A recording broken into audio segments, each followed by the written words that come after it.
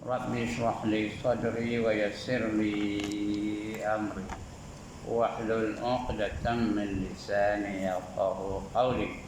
Subhanaka la ilma lana illa ma 'allamtana innaka antal alimul hakim. Wala haula wala quwwata illa billahil aliyyil azim. Amma ba'd.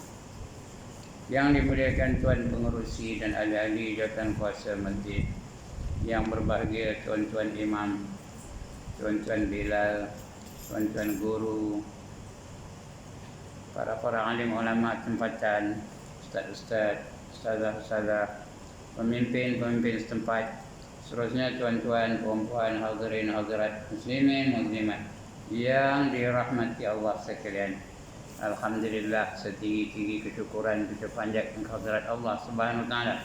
Pada malam ini, dengan izinnya, dengan limpah kurnianya dan kasih sayangnya, diberinya kita kesempatan lagi untuk berada di dalam majlis ilmu, majlis yang paling mulia, majlis memang yang digalakkan oleh Allah dan Rasulnya supaya kita menghadirinya. Sebab menuntut ilmu itu hukumnya wajib. Talabul ilmi fariidatun ala kulli muslimin wal muslimah, kata Nabi. Menuntut ilmu itu adalah fardu, wajib. Apa itu wajib? Dibuat dapat pahala, ditinggalkan berdosa. Kedudukannya mesti buat. Itu namanya wajib, ya. Fariidah tentunya wajib. Setiap muslim lelaki dan muslim perempuan, semua, ya, fardu ain, tak ada kecuali. Everybody must do it. Tak ada satu pun yang boleh terlepas. Kemudian fadilat menuntut ilmu tu banyak benar. Kalau kita baca kitab tua banyak benar. Sebab mula-mula selalunya kitab-kitab tua tu dia memulakan dengan fadilat menuntut ilmu. Baca Hidayatus Salikin umpamanya, Sairul Salikin, berapa itu juga. Apa saja kitab-kitab tua tu dia mesti memberi fadilat menuntut ilmu. Mudah-mudahan kita menjadikan penuntutan ilmu itu sebagai budaya hidup kita. Sentiasa kita nak berada dalam majlis ilmu. Kerana orang yang berada dalam majlis ilmu itu dikira sebagai berjuang di jalan Allah sehingga dia balik ke rumahnya. Ini disabdakan oleh Nabi sallallahu alaihi wasallam. Man kharaja min baitihi fi talabil ilmi fahuwa fi sabilillahi hatta yarji'. Barang siapa keluar dari rumahnya dengan tujuan untuk menuntut ilmu, maka dia sentiasa berada di perjuangan di jalan Allah sehinggalah dia kembali ke rumahnya. Maknanya kalau dia mati tak sempat balik, syahid matinya, ya. Syahid itu syahid akhirat lah, bukan syahid dunia akhirat, ya. Syahid akhirat. Di sisi Allah dia syahid. Orang mati syahid ni di antara mereka-mereka yang dijamin masuk syurga tanpa hisab. 7 golongan manusia masuk syurga tanpa hisab. Yang pertama rasul-rasul, yang kedua nabi-nabi, yang ketiga para sahabat yang besar-besar, yang 10 orang dijamin tu. Yang keempat wali-wali Allah. Yang kelima orang-orang yang mati syahid. Yang keenam orang yang sangat sabar. Dan yang ketujuh orang yang sangat miskin tetapi redha dengan kemiskinannya. Itu orang yang masuk syurga tanpa hisab. Jadi kalau tidak, sentiasa berada di dalam majlis ilmu. Kalau dia meninggal duduk dalam tengah duduk mengaji ni, dia dikira syahid di sisi Allah. Dalam dunia ni tak ada. Dalam dunia ni jenazahnya diselenggarakan macam biasa. Dimandikan, dikafankan, disemayamkan dan ditanam. Tapi di sisi Allah dia syahid, masuk syurga tanpa hisab. Baik, untuk malam ini kita sambung lagi pembacaan kita. Tajuk besarnya ialah perkara-perkara yang membatalkan syahadahnya, yang menyebabkan dia menjadi kafir, yang membatalkan imannya.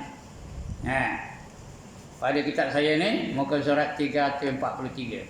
343. Kitab tuan-tuan yang Jawi saya tak tahu, saya pakai yang Rumi. Berapa? 411. 111.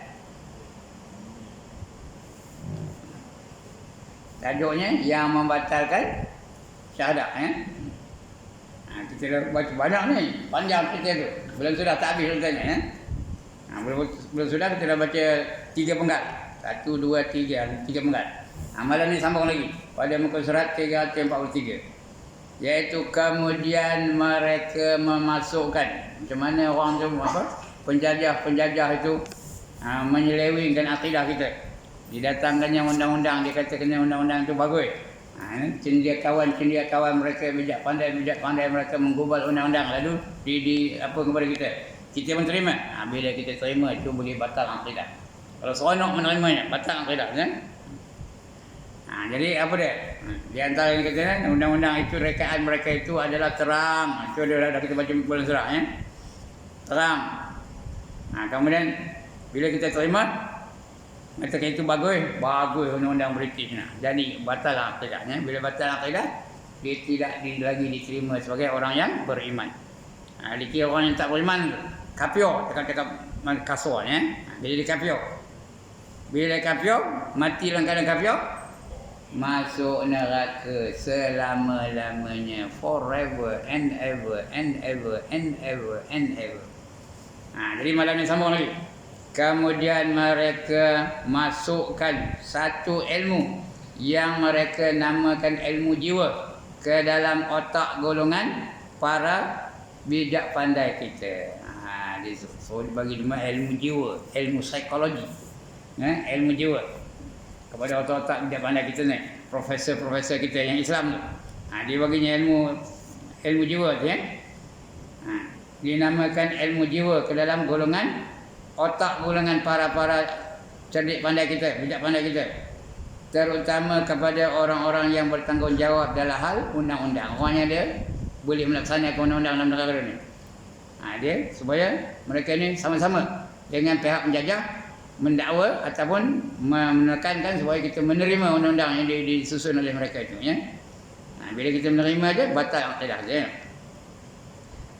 Sebenarnya lebih-lebih lagi terutama mereka-mereka yang bertanggungjawab dalam hal undang-undang ilmu ini, yang sebenarnya bukan ilmu yang tidak serupa, bukan ilmu yang tidak serupa dengan ilmu yang sejati, hampir-hampir serupa macam-macam kita ingat yang betul tu dia, malah ia terang-terang adalah nafsu mereka. Sebenarnya datang ilmu itu daripada nafsu mereka, bersesuaian dengan nafsu mereka, membenarkan perkara-perkara yang kita selama ini anggapkan haram. Sebab lama-kelamaan, bertahun-tahun, berpuluh-puluh tahun, berkata-kata tahun lepas itu, seolah-olah manusia hari ini, manusia Islam hari ini menganggap riba itu tak ada apa-apa. Sedangkan Allah dah katakan haram ya. Wa halallahu al-bai' wa harrama riba. Tapi bila dah berkata-kata tahun, hari-hari dia apa kan? Disogokkan tentang bab riba ni, kita dah rasa tak ada apa dah. Udah terlibat dengan riba. Beli rumah riba, beli mutaka riba, beli tanah riba, beli semua riba saja, seolah tak ada apa-apa. Itulah cara mereka menyelewengkan akidah kita. Bila kita merasakan itu dah tak haram lagi, batal akidah kan. Kalau kita tahu benda itu haram tapi kita buat juga kerana kita lemah, itu lain. Itu belum batal akidah tapi berdosa lah. Tapi kalau kita merasakan itu adalah baik, riba itu adalah baik, dia membangunkan negara, kita kalau nak membangun mesti libatkan diri dengan riba, kalau kita tak dapat bangun, itu dah batal akidahnya. Itu cara mereka, dan cara halus, itu tak sedar.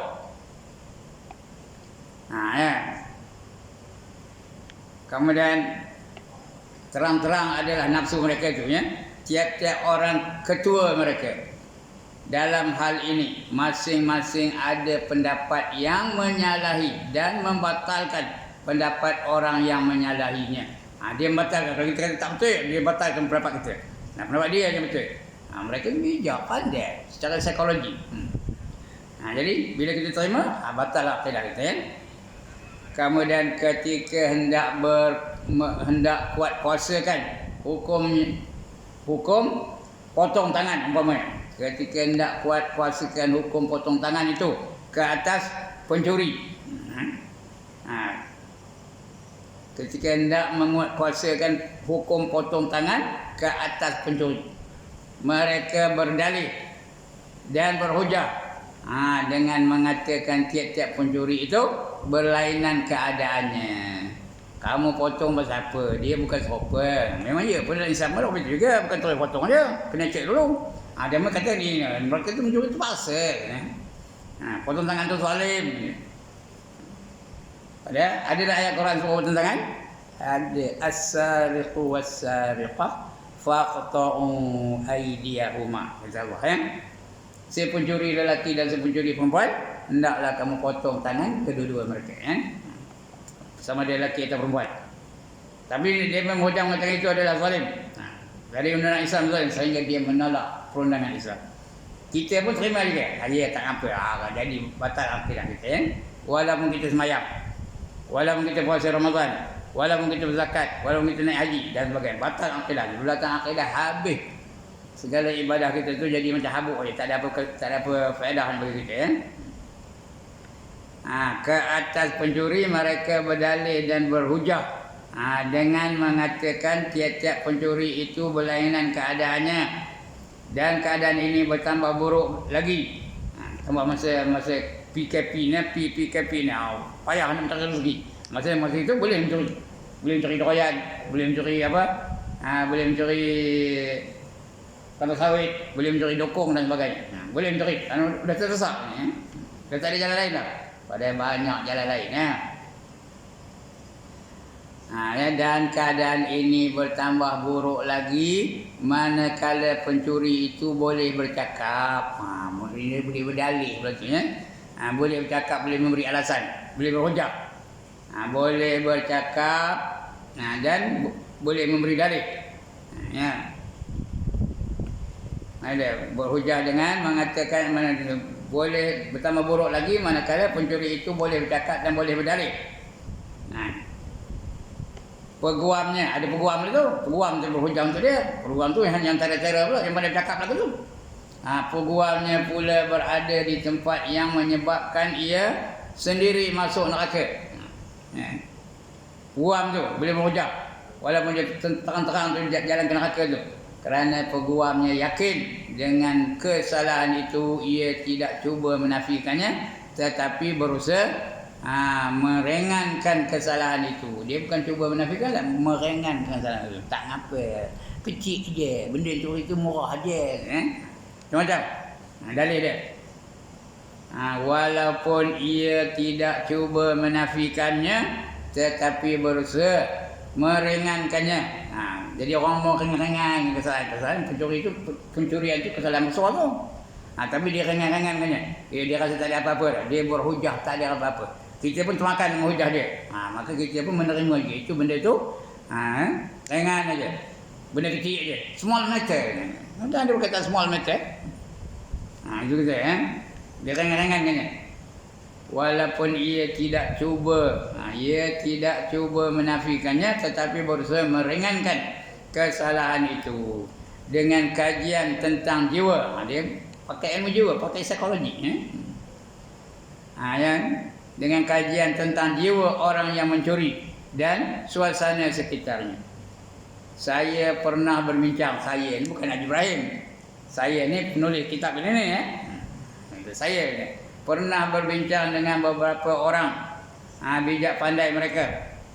Maka jawapan mereka ialah hukum Al-Quran tidak sesuai dengan zaman kini.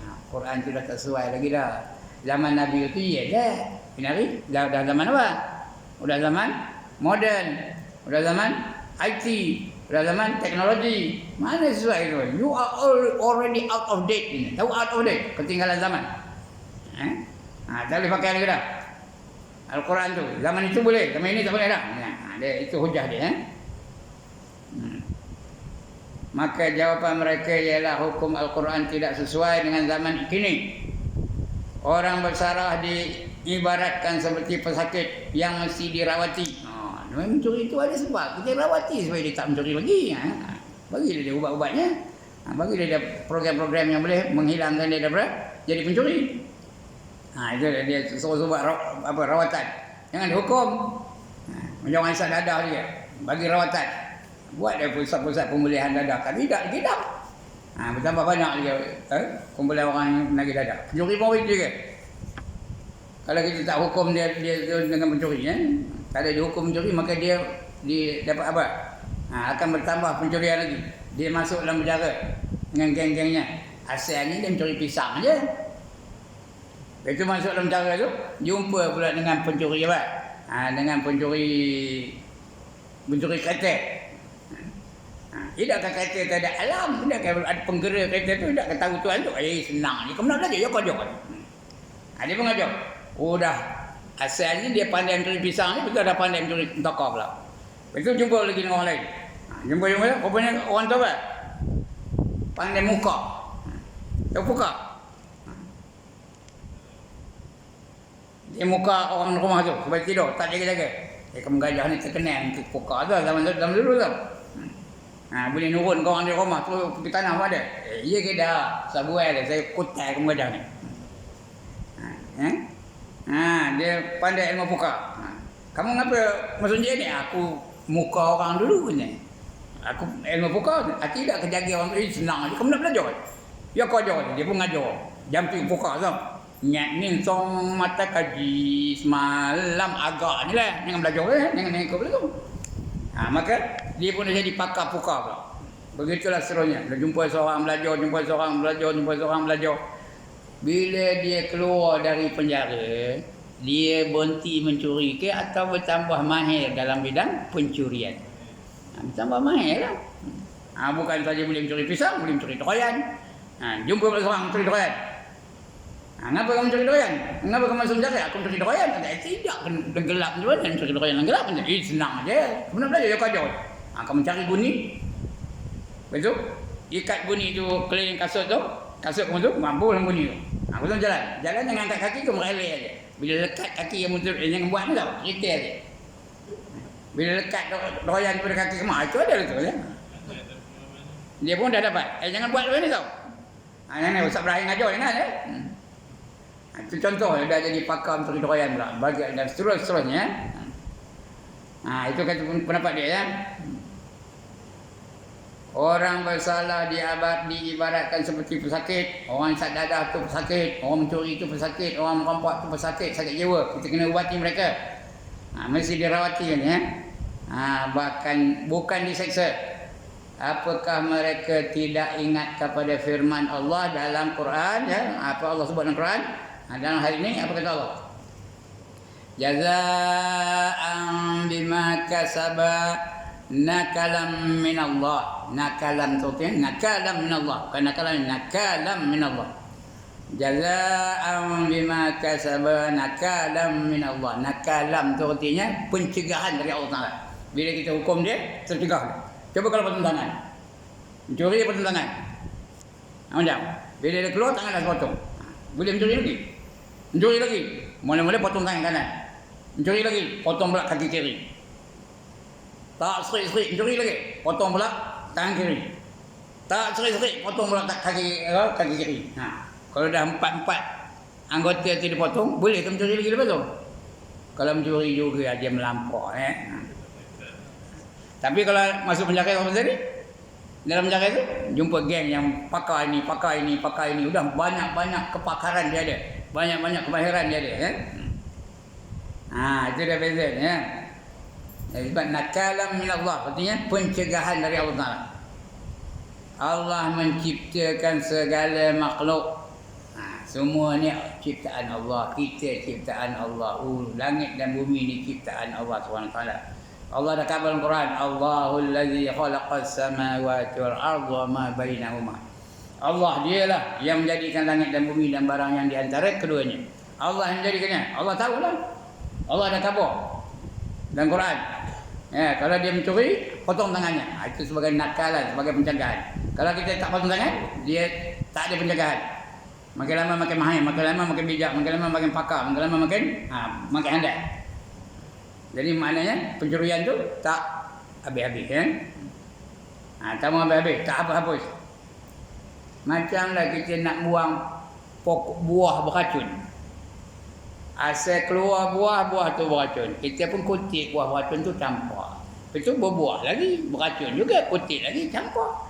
Berbuah lagi, kutip lagi campak. Mau ke selesai? Mau ke selesai? Nak selesai je nak? Tebang pokok tu baru selesai. Ini bukan betul. Apa saja. Ini nak ngelakkan orang merokok, tulis tepi jalan. Tak nak. Ada ke orang berhenti merokok? Tak nak ada tak? Ada tak?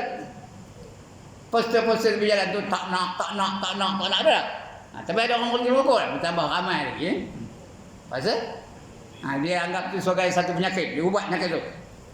Sedangkan kalau betul-betul nak menghapuskan rokok apa buat? Tutup kilang-kilang rokok yang ada di Malaysia tu. Tak ada lah, boleh tak ada rokok. Barulah. Padahal jenuh ngabon. Saya dah jenuh ngabon bahawa rokok itu haram.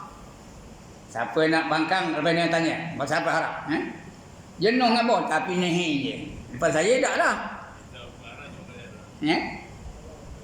Mana? Diharap. Kalau dia mengatakan tak haram, sedangkan sudah diputuskan bahawa rokok tak haram, akidah terlibat.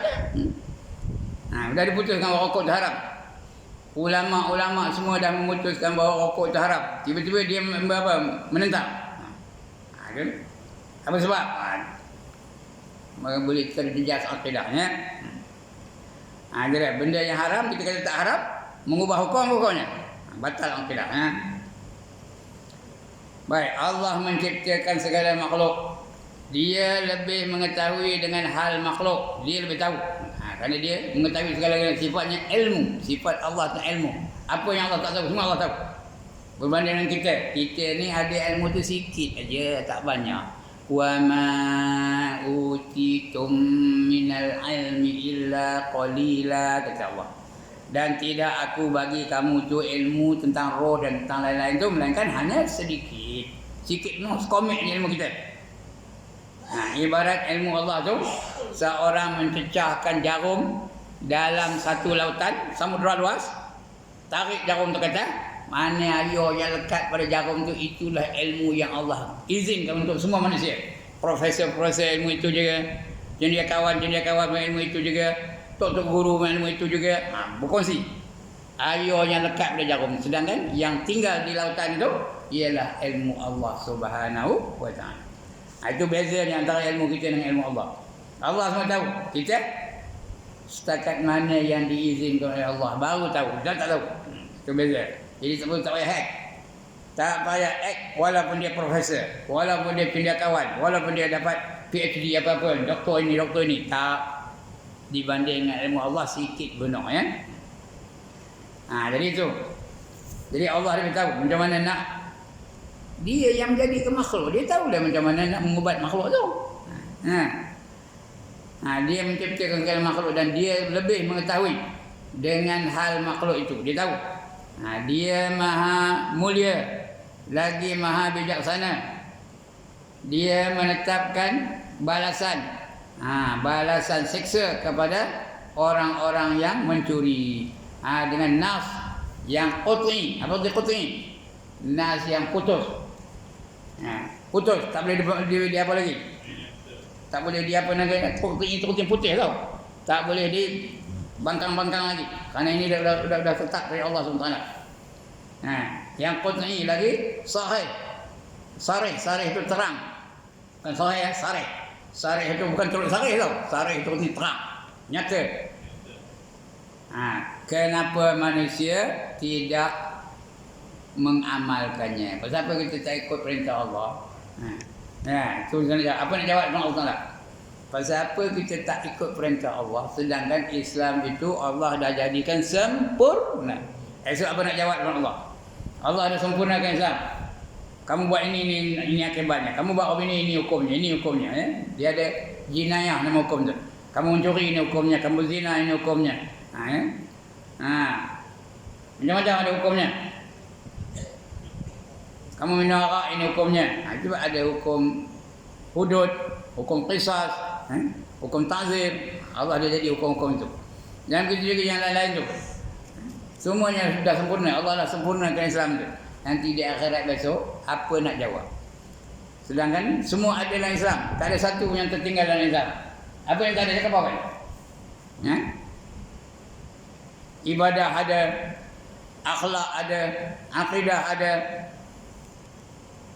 kemasyarakatan ada, pendidikan ada, ekonomi ada, perjuangan ada, semua dalam Islam. Kerana Allah dah istihad Islam itu sudah sempurna. Al-yawma akmaltu lakum dinakum wa atmamtu alaikum ni'mati wa raditu lakumul Islam madina, kata Allah ya. Pada hari ini aku telah sempurnakan agama aku bagi kamu. For you, Islam is already complete, perfect. There is nothing wrong in Islam. Dan aku telah cukupkan nikmat aku bagi kamu. Ya, nikmat yang Allah datang tu cukup dah. Wa raditu lakumul Islam madina. Dan hari ini aku redalah Islam itu sebagai anutan bagi kamu. Yang Allah redha hanya Islam saja. Itu kita malam kita baca betul. Ya, Tok Iman selalu pimpin kita. Inna ad-dina 'indallahi al-Islam. Ada tak?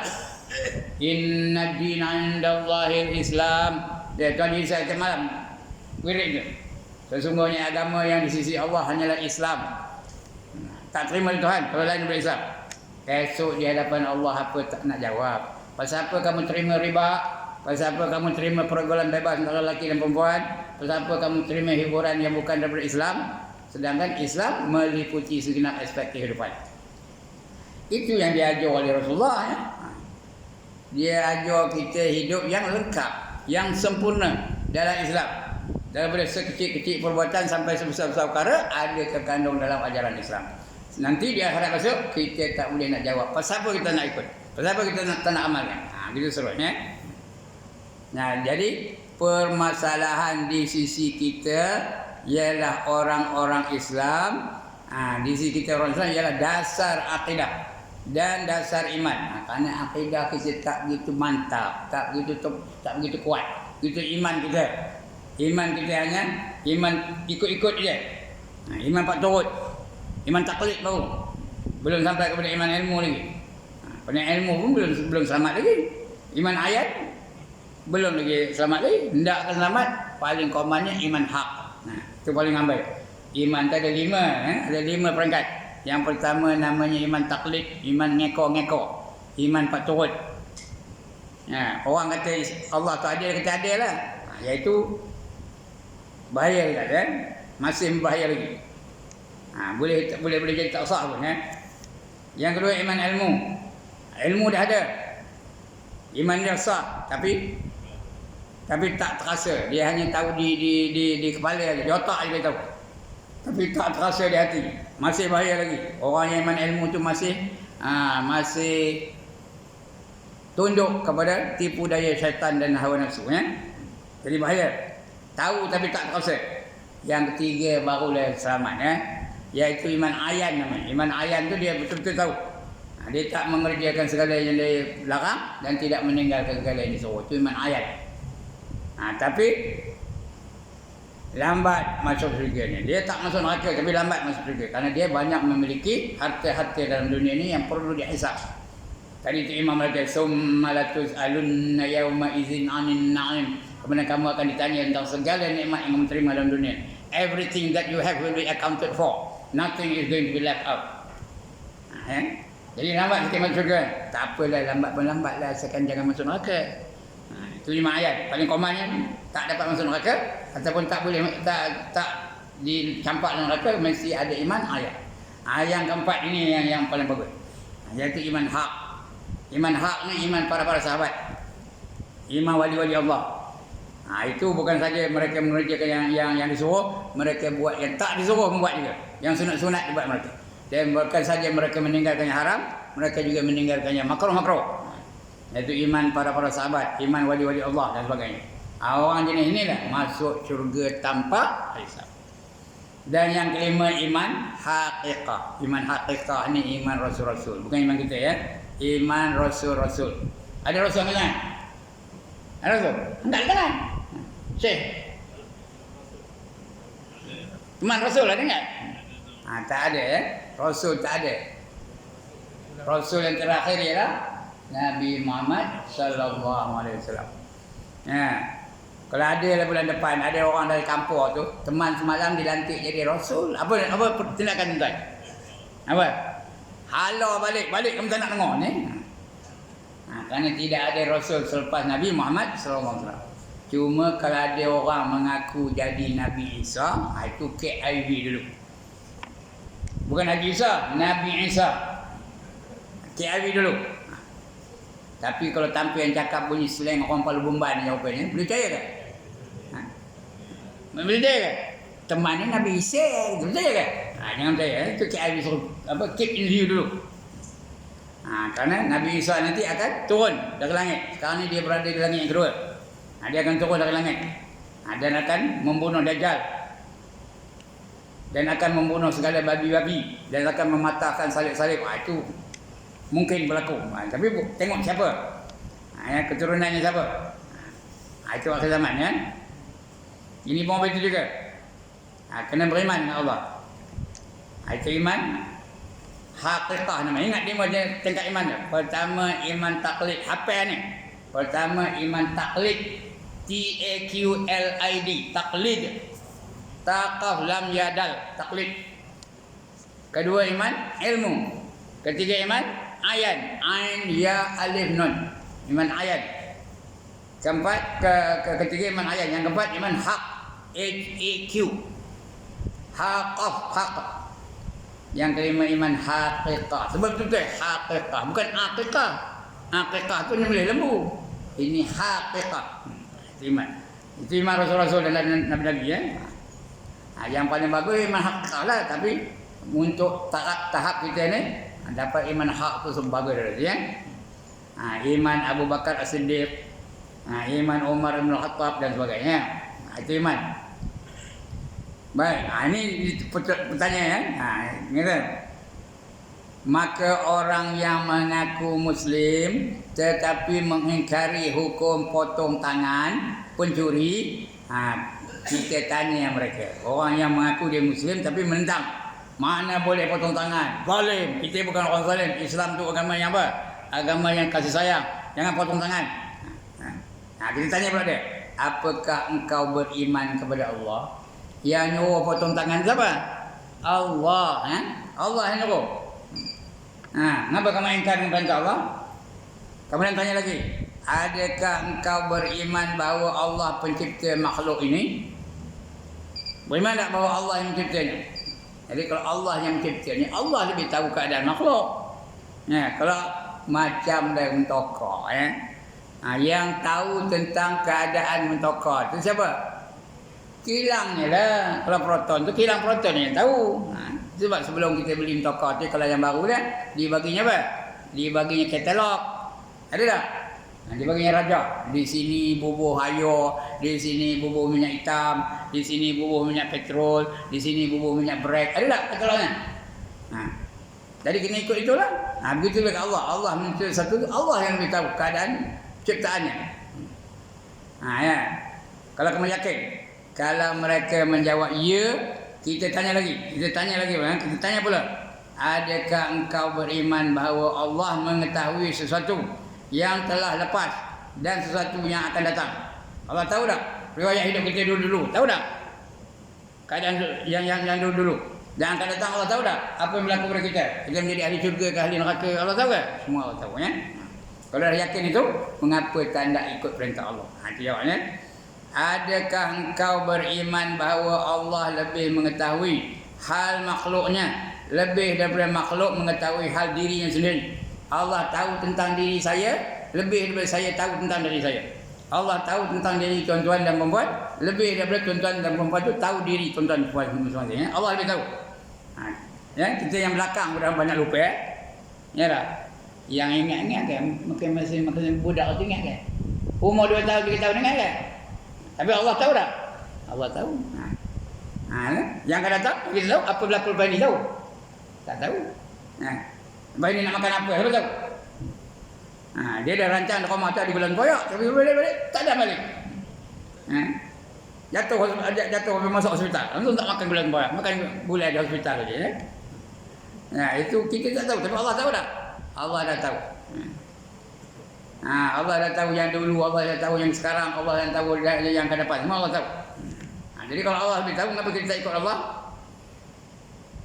Adakah engkau beriman bahawa Allah lebih mengetahui hal makhluknya, lebih daripada makhluk mengetahui hal dirinya sendiri, dan Allah lebih mengetahui tentang perkara yang mendatangkan muslihat kepada mereka dan mudarat kepada mereka. Mana benda yang baik, benda yang jahat, semua Allah tahu belaka tu. Kalau mereka menjawab ya, kita tanya lagi.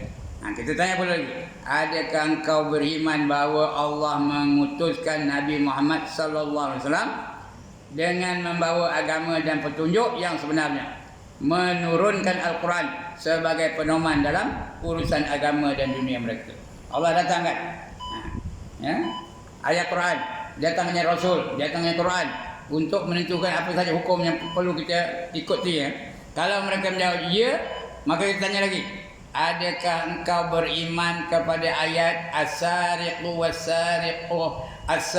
was-sariqah faqta'u aydiyahuma bima kasaba. Itu ayat Quran tu ya. Surah Al-Maidah ayat 38. Kalau mereka jawab ya, tanya lagi. Kenapa kamu membelakangi ayat itu? Kenapa kamu tak ikut ayat ni? Sudah kamu tak ya, ayat ni Quran, kamu yakin ayat Quran tak? Percayakan Quran tak? Percayakan Quran itu hukum tu betul ke tak betul? Pasal apa kamu tinggalkan ayat Quran? Pasal apa kamu membelakangi ayat Quran? Kalau kamu mengamalkan kamu mengamalkan syariat siapa? Syariat siapa yang kamu amalkan? Hukum siapa yang kamu amalkan? Hukum penjajah ke? Hukum Allah. Kalau begitu selesailah urusannya dan jelaslah hakikatnya. Jelas tu. Kerana dia bukan percayakan Allah, bukan percayakan Quran, dia percayakan penjajah dia. Kerana setiap Muslim, sama ada yang alim atau yang jahil, yang berpengalaman atau yang tidak, telah yakin bahawa siapa menjawab soalan tadi dengan kata tidak, berarti ia telah keluar daripada Islam. You are out of Islam. If you are not Islam, what are you? What are you? If you are not Islam, you are kafir. Kafir. Ya. Cakap orang putih tak boleh kafir, cakap orang gajah boleh lah. If you are not Islam, you are kafir. Tapi cakap orang gajah boleh. Kalau kamu bukan Islam, kamu apa? Kafir lah. Itulah ya. Jadi kalau kamu jawab tidak, ya, berarti ia telah keluar daripada Islam dan termasuk dalam golongan ar-riddah. Ar-riddah itu artinya menolak Islam, ditolak Islamnya. Itu ar-riddah ya. Adapun yang bukan Muslim, orang yang memang tak percaya dari mula, itulah yang ceritanya. Adapun yang bukan Muslim dan bukan orang yang mendakwa Muslim, maka kita tidak akan berbincang panjang. Orang yang tak percaya tak boleh bincang panjang. Dia tak percaya, cakap apa pun dia tak percaya. Innal ladzina kafaru sawa'un 'alaihim a anzartahum am lam tunzirhum la yu'min. Sesungguhnya orang kafir itu sama aja. Sama ada kamu pujuk mereka atau kamu ancam mereka, kamu ugut mereka, mereka tetap tidak beriman. Itu tak cerita panjang kalau dia memang kafir ya. Tidak akan berbincang panjang dengan mereka kerana mereka tidak beriman dengan apa yang kita imani. Dia tak siapa iman kita dengan iman dia. Dan mereka tetap tidak puas hati kecuali apabila kita berkata sebagaimana mereka berkata ya. Wal iyaz billah artinya minta lindung, aku minta lindung dengan Allah darinya, min zalik daripadanya. Kita berlindung dengan Allah daripada perkara tersebut. Nampak panjang mana tu? Habis tu dah bunyi lah, lama dah bunyi ya. Jadi sekian dulu pembacaan kita, bukan ngajar pun, pembacaan kita tentang perkara-perkara yang membatalkan akidah, yang boleh menyebabkan kita jadi kafir. Itu setakat itu. Nanti kita sambung lagi. Dia akan datang pada sambung nanti buku surat 345 kitab saya ni. Kitab tentu saya tak tahu ya. Itu caranya. Jadi mudah-mudahan dengan itu kita tahu apa namanya. Kita sedar bahawa tugas kita untuk mengamalkan Islam dalam hidup ni. Apa saja perintah Allah kena kita amalkan. Kena ikut, jangan tolak. Jangan mengingkar. Apa nama? Apa setiap minggu?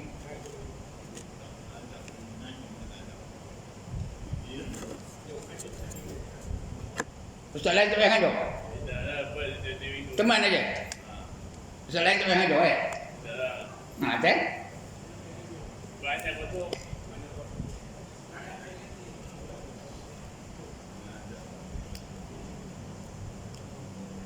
Alright, sekian dulu tuan-tuan dan puan-puan. Ampun maaf salah silap ya. Mudah-mudahan kita dapat perkara-perkara yang boleh kita manfaatkan dalam hidup ini ya. Baik, aqulu qawli hadza wa astaghfirullahal azim li wa lakum wa lisairil muslimin wal muslimat wal mu'minin wal mu'minat al-ahya'i minhum wal amwat birahmatika ya arhamar rahimin. A'udzu billahi minasyaitonir rajim. Bismillahirrahmanirrahim. Alhamdulillahirabbil alamin wassalatu wassalamu ala asyrafil anbiya